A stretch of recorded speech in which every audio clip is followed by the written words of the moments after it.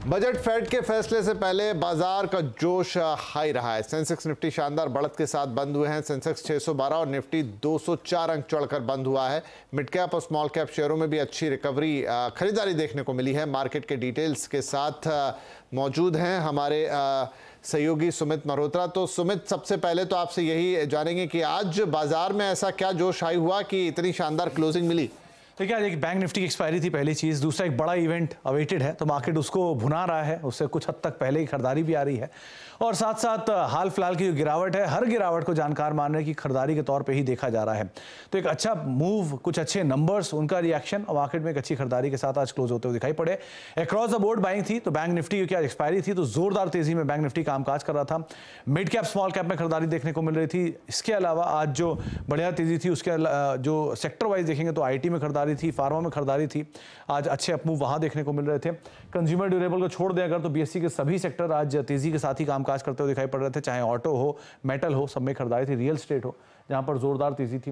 तो realty, pharma, auto, यहाँ पर अच्छी खरीदारी। ऑटो सेल्स के नंबर्स भी आएंगे तो उसका भी एक इंपैक्ट है, और उससे ठीक पहले भी यहाँ पर बाइंग देखने को मिले। लेकिन ओवरऑल एक अच्छा सेशन, जबकि ब्रॉडर मार्केट्स भी पार्टिसिपेट कर रही थी और निफ्टी बैंक भी कुछ हद तक पार्टिसिपेट करता हुआ दिखाई पड़ा। राइट, तो ये कारण रहे कि आज क्यों मार्केट में इतना शानदार मूव रहा। तो इस शानदार बढ़त में सुमित, कौन चढ़ा और कौन पीछे रह गया? देखिए, सबसे ऊपर तो रहा आज डॉक्टर रेड्डीज। नए ऑल टाइम हाइस ने बनाए हैं, बढ़िया नंबर्स आए और नंबर्स का रिएक्शन देखने को मिला। करीब 4.5-5% की तेजी रही। आयशर मोटर 3.5% ऊपर रहा। डीवी स्लैब 3.5% की तेजी यहाँ रही। टाटा मोटर्स देश की सबसे बड़ी पैसेंजर व्हीकल कंपनी या फिर ये कह लिया ऑटो कंपनी बन गई। L&T करीब 4.5% की गिरावट रही नंबर्स के बाद। टाइटन नंबर से पहले 1% नीचे रहा। टाटा कंज्यूमर 0.5% नीचे रहा। BPCL करीब 0.5% के आसपास बिकवाली देखने को मिली। मिड कैप में ब्राइटकॉम करीब 12% ऊपर। गॉडफ्रे फिलिप्स 10% की तेजी। रत्नामणि 11% ऊपर और वर्धमान टेक्सटाइल करीब 9% की तेजी यहाँ पर भी देखने को मिली। मिड कैप के गिरने वाले शेयरों में ज्योति लैब नंबर्स के बाद 4% नीचे, वैभव ग्लोबल 4% नीचे, कल्याण ज्वेलर्स 5% नीचे और श्याम मेटेलिक्स करीब 3.5% के आसपास की बिकवाली यहाँ देखने को मिली। जो बढ़िया आज तेजी रही थी फार्मा में, doctor Reddy's, Gland Pharma, Biocon, Sun Pharma, सब के सब आज जोरदार तेजी के साथ कामकाज करते हुए दिखाई पड़ा। तो एक अच्छी खरीदारी फार्मा, बैंक्स यहाँ पर आज के सत्र में देखने को मिली। जी सुमित, बहुत शुक्रिया। तो बजट से ठीक एक दिन पहले बाजार का जोश भी हाई, मूड भी बेहतर और आज शानदार ओवरऑल परफॉर्मेंस बाजार का, और जो एक्सप्लेन कर रहे थे अभी सुमित। इधर बंधन AMC के हेड इक्विटी मनीष गुनवानी का कहना है कि बाजार में लिक्विडिटी की कोई दिक्कत नहीं है, इसलिए मार्केट में तेजी आगे भी जारी रहेगी। उन्होंने ये भी कहा कि वे NBFC इंफ्रा फाइनेंस पर बुलिश है और इन सेक्टर्स में पैसा बनाया जा सकता है। ऊपर नीचे होता रहेगा मार्केट, बट इंडिया का मैक्रो और relative standing versus other emerging countries काफी स्ट्रांग है। मुझे लगता है कि डॉलर भी मीडियम टर्म में वीक रहेगा, तो ग्लोबली लिक्विडिटी स्ट्रांग रहेगी। और with in India also domestic liquidity is quite strong. ये पर्सनली हम लोग का व्यू ये है कि अभी भी PSU बैंक्स और more than PSU banks, NBFC और इंफ्रास्ट्रक्चर फाइनेंसिंग कंपनीज जो हैं उन पे रिलेटिवली ज्यादा है वर्सेस प्राइवेट बैंक्स। और अब बात कर लेते हैं बजट की, जो कल आने वाला है, लेकिन इसमें क्या कुछ खास हो सकता है उसे बताने की कोशिश हमारे संवाददाता अपनी एक्सक्लूसिव खबरों के साथ कर रहे हैं।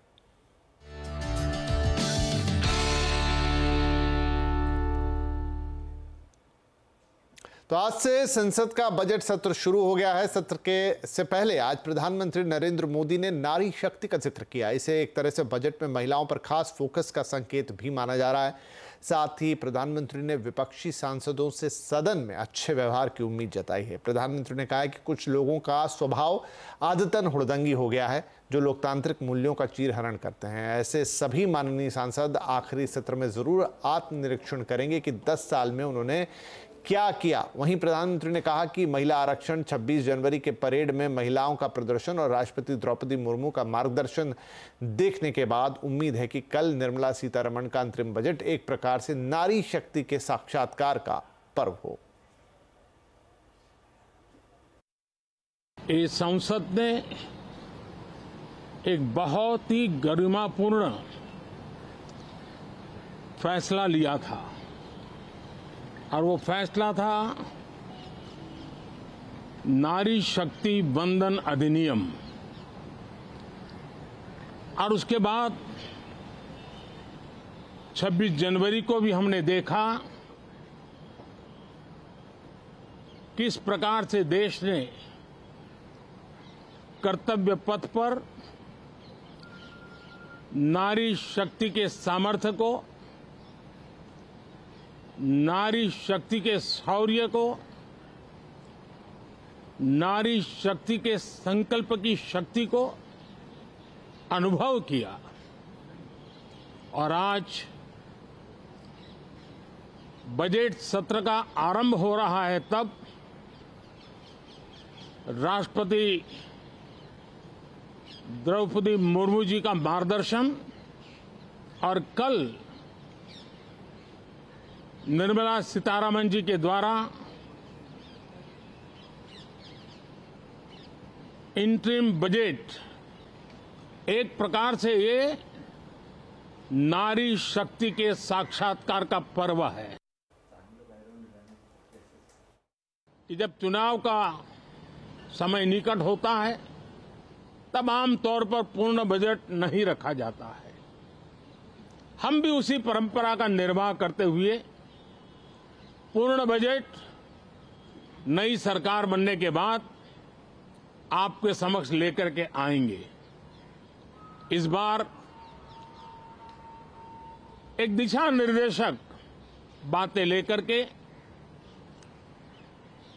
देश की वित्त मंत्री निर्मला जी हम सबके सामने कल अपना बजट पेश करने वाली है। तो बजट सत्र की शुरुआत राष्ट्रपति द्रौपदी मुर्मू के संबोधन के साथ हुई। लोकसभा और राज्यसभा में संयुक्त सत्र को संबोधित करते हुए राष्ट्रपति ने कहा कि बीता साल भारत के लिए ऐतिहासिक रहा है। उन्होंने एशियन गेम्स के इतिहास में सबसे ज्यादा मेडल्स, चंद्रयान 3, अटल टनल, राम मंदिर, इन सब का जिक्र किया और सांसदों को महिला आरक्षण कानून बनाने के लिए बधाई भी दी। राष्ट्रपति ने कहा कि गुलामी के दौर में बने कानून अब इतिहास हो चुके हैं और 3 तलाक की कुप्रथा को खत्म करने के लिए सरकार ने कड़े कानूनी प्रावधान किए हैं। राष्ट्रपति ने कहा कि संसद के नए भवन में ये उनका पहला भाषण है। ये भवन 21वीं सदी के न्यू इंडिया की तस्वीर पेश करता है। आज जो उपलब्धियां नजर आ रही हैं वो पिछले 10 साल के कामकाज का फल है। दुनिया में गंभीर संकटों के बीच भारत सबसे तेजी से विकसित होती बड़ी अर्थव्यवस्था बना। लगातार 2 क्वार्टर से भारत की विकास दर 7.5% से ऊपर रही है। भारत चंद्रमा के दक्षिण ध्रुव पर झंडा फहराने वाला पहला देश बना। भारत ने सफलता के साथ आदित्य मिशन लॉन्च किया। ऐतिहासिक G20 सम्मेलन के सफलता ने पूरे विश्व में भारत की भूमिका को सशक्त किया। भारत ने एशियाई खेलों में पहली बार 100 से अधिक मेडल जीते।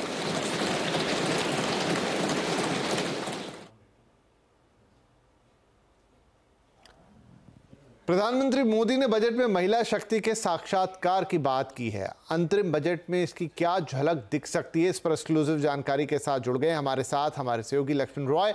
तो लक्ष्मण, प्रधानमंत्री साफ कह रहे हैं, उन्होंने राष्ट्रपति मुर्मू का जिक्र किया, वित्त मंत्री निर्मला सीतारमण का जिक्र किया, 26 जनवरी की परेड का जिक्र किया। इन सबको जोड़ते हुए उन्होंने कहा कि देश में नारी शक्ति का एक तरह से नया उदय हो रहा है, उद्भव हो रहा है और उसकी झलक हमें देखने को मिलेगी। तो क्या हम ये माने कि इस बजट में नारी शक्ति के ऊपर एक खास फोकस रहेगा और उससे जुड़े हुए कुछ बड़े अनाउंसमेंट सुन सकते हैं हम? उम्मीद मुझे लगता है कि हालांकि लोग कह रहे हैं कि अंतरिम बजट है, वोट एन अकाउंट है, लेकिन मुझे उम्मीद बहुत ज़्यादा है और इसके पीछे जो संकेत मिल रहे हैं, मुझे लगता है 3-4 चीज़ों पर खास फोकस रहेगा। चुनाव से पहले का बजट है तो चुनावी बजट के तौर पर आपको साफ तस्वीर देखने को मिल सकती है और 4 जो अलग अलग वर्ग हैं जिनका जिक्र मैंने पहले भी किया है। ज्ञान थीम के आधार पर बजट पेश किया जा सकता है। ज्ञान जी यानी कि गरीब, युवा, नारी और अन्नदाता यानी किसान। स्पेसिफिक बात करें तो किसानों के लिए जो प्रधानमंत्री किसान सम्मान निधि योजना है, इसका दायरा बढ़ाया जा सकता है। महिला किसानों के लिए 6,000 रुपये से बढ़ा करके 12,000 रुपये की जाने की पूरी संभावना है। और जब महिला की बात आए तो बताऊं कि इस बार बजट में जिन सेगमेंट पर खास फोकस रहने वाला है, उसमें से एक महिला वर्ग जो है उस पर बहुत ज़्यादा फोकस रहेगा। 2 से 3 बड़ी योजनाओं का ऐलान यहाँ पे महिलाओं के लिए आता हुआ आपको दिखेगा। लाडली बहना की स्कीम के तर्ज पर कुछ नए नाम के साथ स्कीम आपको आती हुई दिखेगी। स्वयं सहायता समूह के जरिए ज़्यादा वित्तीय मदद पहुँचाई जाए महिलाओं को, ये आपको देखने को मिलेगा। इनकम टैक्स के मोर्चे पर सबसे ज़्यादा निगाहें रहती हैं। मुझे लगता है कि इनकम टैक्स के मोर्चे पर न्यू टैक्स रिजीम में कुछ शायद रियायत मिले, जिससे टैक्स पेयर्स को राहत मिले। इलेक्ट्रिक व्हीकल के लिए सब्सिडी की स्कीम आगे बढ़ाई जा सकती है, 2 साल के लिए लगभग तय माना जा रहा है। और विनिवेश पर सबकी बाजार की नजर रहती है, तो विनिवेश पे मुझे लगता है कि सरकार थोड़ी सी यहाँ पे चुप्पी साधे बैठ सकती है बजट को लेकर के। तो ये मोटा मोटा तस्वीर सरकार के पास रहेगी बजट को लेकर। लेकिन बता दूं कि ये बजट ऐसे समय में सरकार पेश कर रही है जो वित्तीय मोर्चे पर सरकार बिल्कुल आश्वस्त है, बहुत ही कंफर्ट है। सरकार को न तो फिस्कल डेफिसिट की चिंता है, न तो ग्रोथ पर कोई चुनौती है। तो बहुत ही बेहतरीन हालात में बजट पेश किया जा रहा है, तो बजट भी काफी बेहतरीन होने की संभावना है। ये एक बढ़िया लाइन है या कंपैरिजन है कि एक आर्थिक मोर्चे पे चीज़ें संतुलित हैं सरकार के लिहाज से, इसलिए एक बेहतरीन बजट हम सोच सकते हैं। हालांकि अंतरिम बजट है, लेकिन लक्ष्मण कह रहे हैं कि उन्हें बहुत ज़्यादा उम्मीदें हैं, क्योंकि ये चुनाव के ठीक पहले भी है और पहले भी इस तरह के वाक़े हमने देखे हैं कि चुनाव के पहले भी कुछ ऐलान आए। इधर बजट में इलेक्ट्रिक व्हीकल्स को लेकर भी बड़े ऐलान होने की उम्मीद है। ज़्यादा जानकारी के साथ रोहन सिंह हैं। रोहन, ईवी को लेकर क्या एक्सक्लूसिव है? देखिए, सरकार बढ़ावा तो देना चाहती है, साफ है, लोगों का भी रुझान बढ़ा है, क्या खास अनाउंसमेंट सुन सकते हैं? जिस बात की पूरी संभावना है कि इस बजट में जो इलेक्ट्रिक गाड़ियों को सब्सिडी की जो स्कीम है उसका एक एक्सटेंशन हमें देखने को मिलेगा। कम से कम 2 साल के लिए इसे बढ़ाया जाएगा 2025 के अंत तक के लिए। और साथ ही जो टोटल आउटले है लगभग 12,500 करोड़ रहने की संभावना है। फेम स्कीम इस साल खत्म हो रही है, फेम 2 स्कीम। अब सरकार उसे फेम 3 या किसी और नाम से ला सकती है या फिर इसे एक्सटेंड भी कर सकती है। तीनों ही संभावनाएं हैं। जो बदलाव जो सूत्र हमें बता रहे हैं कि इलेक्ट्रिक ट्रक्स और इलेक्ट्रिक ट्रैक्टर्स को स्कीम में शामिल किया जाएगा। 2 व्हीलर, 3 व्हीलर, 4 व्हीलर को तो जो सब्सिडी मिल रही है वो कंटिन्यू की जाएगी, लेकिन जो सब्सिडी का दायरा है, जो सब्सिडी का अमाउंट है वो थोड़ा कम हो सकता है, लेकिन दायरा बढ़ाया जाएगा। ज़्यादा से ज़्यादा गाड़ियों को इसमें शामिल करने की बात कही है। साथ ही हर साल जो है सब्सिडी कम होती जाएगी, इस बात की भी संभावना जताई जा रही है। साथ ही एक इनोवेशन फंड बनाया जाएगा जो कि जो न्यू टेक्नोलॉजीज़ हैं, जो क्लीन मोबिलिटी की टेक्नोलॉजीज़ है, उसको बढ़ावा देने के लिए काम करेगी। और इसके अलावा जो पेमेंट सिक्योरिटी मैकेनिज्म है, जिसकी मांग काफ़ी समय से जो इलेक्ट्रिक बस जो खासतौर पर ऑपरेटर्स है वो करते जा रहे हैं, उसको उस पर भी इसमें इस बजट में एक काम किया जा सकता है। तो इलेक्ट्रिक व्हीकल इंडस्ट्री को जो मदद मिलती आ रही है पिछले कई बजट से हमने देखा है, वो इस बार भी जारी रह सकती है। जी, बहुत शुक्रिया रोहन। तो इलेक्ट्रिक व्हीकल्स को एक बूस्ट मिले तो कोई आश्चर्य की बात नहीं होगी इस बजट के अंदर। और अब बात करेंगे बजट उम्मीदों की। The national small industry corporation यानी NSIC ने इस बजट में MSME के लिए बजट बढ़ाने की मांग रखी है। NSIC के चीफ जनरल मैनेजर से एक्सक्लूसिव बातचीत की हमारे संवाददाता केतन जोशी ने। NSIC के chief zonal head central zone के ऑफिसर इस वक्त हमारे साथ है, आइए हम उनसे बात करते हैं। सर बताइए, NSIC ने इस बजट में केंद्र सरकार से क्या क्या मांगे रखी है? जो सबसे पहला हम लोगों को MSME के लिए जो मांग है वह है कि जो $2.84 बिलियन का जो लास्ट ईयर उन्होंने बजट दिया था MSME के लिए, जो कि 41% हायर था, हम लोग इसको चाह रहे हैं कि कम से कम इसको 3.5 या 4 बिलियन डॉलर्स के ऊपर इसकी इन्वेस्टमेंट हो। यह हम लोगों की सबसे प्रमुख मांग है।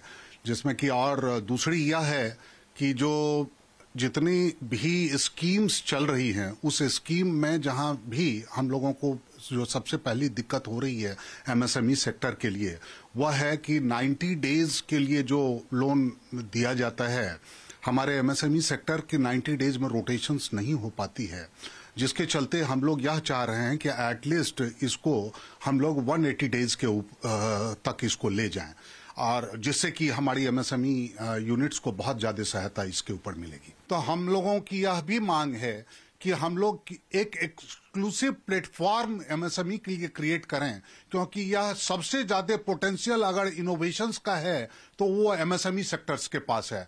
तो यह एक अगर एक्सक्लूसिव प्लेटफॉर्म डीआरडीओ या किसी भी एजेंसीज के साथ अगर हम लोग मिलकर करते हैं तो यह एक सबसे बड़ी उपलब्धि होगी एमएसएमई सेक्टर्स के लिए, जहां की हम लोग त्वरित गति से आत्मनिर्भर भारत की ओर जा सकेंगे। बजट से बजट तक बाजार की कैसी रही है चाल, अब ये भी देख लेते हैं। तो सुमित मेहरोत्रा एक बार हमारे साथ फिर जुड़े हैं इस बुलेटिन में। सुमित, अगर हम बजट की चाल की बात करें तो पिछले बजट से लेकर ये अब जो बजट आ रहा है, सबसे ज्यादा रिटर्न्स कहां आते हुए दिखे हैं?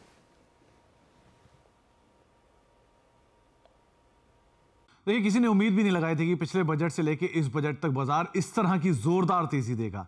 जबकि पहले निफ्टी सेंसेक्स यानी कि फ्रंटलाइन इंडिसेस आपकी स्क्रीन पर आएंगे, जब 20% से ज़्यादा की तेज़ी निफ्टी में, सेंसेक्स में आते हुए दिखाई पड़ी है। मिड कैप इंडेक्स तो 60%, स्मॉल कैप इंडेक्स 70% के आसपास की तेज़ी दिखा के गया और निफ्टी बैंक भी 13% के आसपास का उछाल देके गया इस पूरे ड्यूरेशन के तौर पे। इसके अलावा प्रोमिनेंट इंडिसेस जो कि बढ़िया सेक्टोरल परफॉर्मेंस देखे गया, तो उसमें रियल स्टेट लीड करके गया, 100% की तेज़ी। पीएसयू में एक ड्रीम रन, 100% की बढ़िया तेजी। कैपिटल गुड्स इंडेक्स करीब 75% चला, पीएसयू बैंक 60% चले, ऑटो इंडेक्स में 45% तक का एक उछाल आता हुआ दिखाई पड़ा। सबसे कम चलने वाले सेक्टर्स भी अगर देखेंगे तो भी आपको एक जोरदार तेजी दिखाई पड़ी। हेल्थ केयर में, फार्मा में, मेटल में 25% की तेजी। आईटी और निफ्टी प्राइवेट बैंक जो कि 13 से 22% के आसपास की तेजी में बंद होते हुए दिखाई पड़े। अब निफ्टी में सबसे बढ़िया तेजी रही इस पूरे ड्यूरेशन में अदानी पोर्ट में 100% की तेजी, बजाज ऑटो 100%, टाटा मोटर्स अपना 95% की बढ़िया तेजी, एनटीपीसी कोल इंडिया 80 से 90% तक की तेजी यहां पर आते हुए दिखाई पड़ी। पीएसयू में बोलबाला रहा तो ओएनजीसी 80% की तेजी यहां, Larsen Toubro 75%, hero MotoCorp, Titan, power grid 60 से लेकर 72% तक का उछाल यहां आता हुआ दिखाई पड़ा। कुछ स्मॉल कैप जहां पर मल्टी बैगर रिटर्न आते हुए दिखाई पड़े, उसमें सुजलॉन 400% की तेजी, अपार इंडस्ट्रीज लगातार तेजी में 350% उछाल, बीएससी 350% ऊपर, एसजेवीएन, जेबीएम ऑटो 250 से लेकर 300% तक का उछाल यहां देखने को मिला। इसके अलावा कोचिन शिपयार्ड, एनबीसीसी, हुडको, एनएलसी, ये कुछ पीएसयू जहां पर 250% तक का उछाल आता हुआ दिखाई पड़ा। अब पीएसयू की बात चली है तो सबसे बढ़िया तेजी रही रेलवेज में, ड्रीम रन पूरे रेलवे स्पेस के अंदर आते हुए दिखाई पड़ी। आईआरएफसी, आरवीएनएल, इरकॉन 300 से लेकर 450% तक चले। इसके अलावा कुछ और नामों में रेलटेल, राइट्स, आईआरसीटीसी 56 से लेकर 250% तक की तेजी यहां देखने को मिली। रेलवे के बाद बढ़िया रफ्तार रही डिफेंस के अंदर, डिफेंस में लीड किया कोचिन शिपयार्ड ने 250% की तेजी, बीएचईएल, माझगांव डॉक, एचएएल 150 से लेकर 200% तक का उछाल यहां देखने को मिला। साथ ही साथ बीईएमएल, बीईएल, बीडीएल, ये कुछ और ऐसे नाम जो कि 88 से लेकर 150% तक चलते हुए दिखाई पड़े। अगर डिफेंस के बाद बात करें तो पीएसयू में पावर, ये एक और ऐसा सेक्टर था जो कि जोरदार रफ्तार में पिछले साल के स्टार परफॉर्मर, आरईसी, पीएफसी 300 से लेकर 350% तक की तेजी एक साल में। एसजेवीएन 250% से ज्यादा का उछाल, एनएचपीसी 100% से ज्यादा की तेजी यहां देखने को मिली। एनटीपीसी, एनएमडीसी, कोल इंडिया 80 से लेकर 90% तक का उछाल यहां पर आता हुआ दिखाई पड़ा। तो पूरा पीएसयू स्पेस बजिंग रहा और पीएसयू में भी पावर, डिफेंस और रेलवेज शानदार थीम रही। देखते हैं अब इस बजट से आगे के बजट तक चाल कैसी बनते हुए दिखाई पड़ती है। चुनाव से पहले आखिरी बजट, विकसित भारत की दिखेगी झलक। जन कल्याण और विकास की जुगलबंदी, इस बजट में मिलेगी ग्रोथ की गारंटी। बजट बढ़ाएगा मार्केट की रफ्तार, आम आदमी बोले टैक्स कम करो सरकार। बजट का सरताज यानी सीएनबीसी आवाज।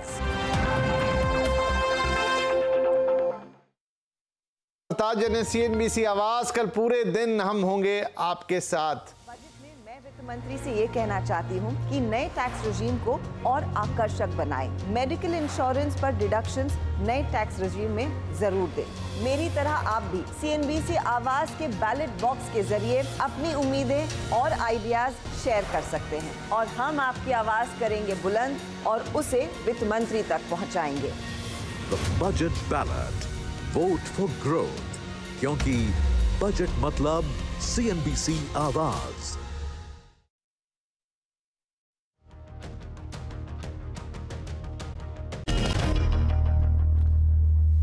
वेलकम बैक, आप देख रहे हैं आवाज समाचार। और कुछ और खबरें। बजट से ठीक एक दिन पहले सरकार ने मोबाइल पार्ट्स पर इंपोर्ट ड्यूटी घटाने का फैसला किया है। प्रीमियम मोबाइल में इस्तेमाल होने वाले पार्ट्स पर ड्यूटी घटाई गई है।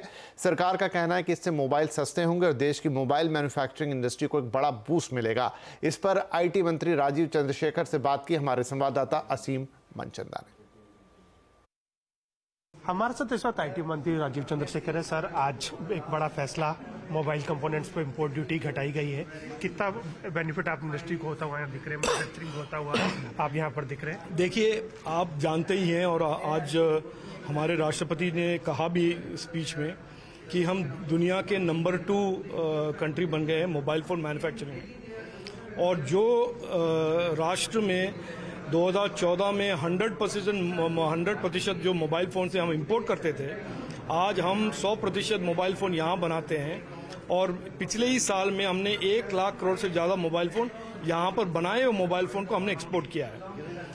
देखिए, हमारा जो मैन्युफैक्चरिंग इंडस्ट्री है, इलेक्ट्रॉनिक्स मैन्युफैक्चरिंग इंडस्ट्री है, एप्पल ने कहा है हाल ही में कि 2 साल पहले यहाँ पर वो शून्य मैन्युफैक्चरिंग करते थे और आज वो चाहते हैं कि 12 से 15% उनका टोटल ग्लोबल मैन्युफैक्चरिंग भारत से हो। तो आज जो मैंने सुना है, मैंने देखा है टीवी पे, जो अनाउंसमेंट्स आए हैं कंपोनेंट्स के ड्यूटी रिडक्शन पे, ये बहुत ही इम्पोर्टेंट है क्योंकि हमारा जो इलेक्ट्रॉनिक्स मैन्युफैक्चरिंग का जो इकोसिस्टम है, हम उसको एक्सपोर्ट कंपेटिटिव बनाने की कोशिश में हैं। और मैं बहुत धन्यवाद देता हूं हमारे वित्त मंत्री जी को और हमारे प्रधानमंत्री जी को कि उन्होंने जो हमारे रिक्वेस्ट थे, हमारी इंडस्ट्री के रिक्वेस्ट थे कि कंपोनेंट्स के ड्यूटी घटाकर हमारे एक्सपोर्ट इंडस्ट्री को ज़्यादा से ज़्यादा कंपेटिटिव बनाएं, ताकि हमारे जो प्रेजेंस है, हमारे जो मार्केट शेयर है, भारत का मेक इन इंडिया का जो मार्केट शेयर है ग्लोबल वैल्यू चेन में ज़्यादा बढ़े। तो ये बहुत ही एक अहम डिसीजन है और हमारे इलेक्ट्रॉनिक्स मैन्युफैक्चरिंग इकोसिस्टम को एक्सपोर्ट कंपेटिटिव बनाने के लिए ये बहुत ही एक अहम डिसीजन है। ज्ञानवापी मामले में हिंदू पक्ष की आज एक बड़ी जीत हुई है। वाराणसी कोर्ट में हिंदुओं के हक में एक बड़ा फैसला देते हुए व्यास जी के तहखाने में पूजा पाठ का अधिकार दे दिया गया है। कोर्ट ने प्रशासन को साफ आदेश दिया है कि 7 दिनों में पूजा करने के लिए इंतजाम किए जाएं। इसके अलावा वहां बैरिकेडिंग को हटाने के निर्देश भी दिए गए हैं। साथ ही ये भी कहा गया है कि तहखाने की साफ सफाई कराई जाए। वो काशी विश्वनाथ ट्रस्ट डिसाइड करेगा। हमारा जो लीगल काम था, वो लीगल काम हमने पूरा किया है। अब काशी विश्वनाथ ट्रस्ट के ऊपर है कि उसकी पूजा पाठ स्टार्ट। तो 7 दिन के अंदर ये पूजा शुरू हो जाएगी। 7 दिन के अंदर पूजा पाठ। ये कोर्ट ने तय कर दिया कि 7 दिन के अंदर। जी, कोर्ट ने अपने आदेश में लिखा। तो जो कोर्ट का आदेश है, मैं आपको वही बता रहा हूँ। और इस बुलेटिन में फिलहाल इतना ही, लेकिन CNBC आवाज पर खबरें जारी रहेंगी और बजट से जुड़ी ताज़ा अपडेट आप हमारे सोशल मीडिया हैंडल से भी ले सकते हैं और वहां पर भी बजट का पूरा डिटेल। हालांकि कल तो बजट पर CNBC आवाज की तरफ से खास पेशकश होगी ही। और हाँ, आपको बताते बताते ये भी बताते चले कि आज का जो आवाज़ अड्डा है वो भी बजट पर फोकस करेगा और यहाँ पर बजट अड्डा खास तौर पे आपके लिए लेकर आ रहे हैं, जिसमें हम बताएंगे कि वित्त मंत्री निर्मला सीतारमण अंतरिम बजट होते हुए भी किन बड़ी चीज़ों पे फोकस रखेंगी और क्या बड़े ऐलान हो सकते हैं। तो ज़रूर जुड़िएगा आज 7:57 पे। और कल तो दिन भर हम आपके साथ रहेंगे ही, एक से एक मेहमान, एक से एक एनालिसिस। कल पूरे दिन CNBC आवाज़ पर बजट की बात।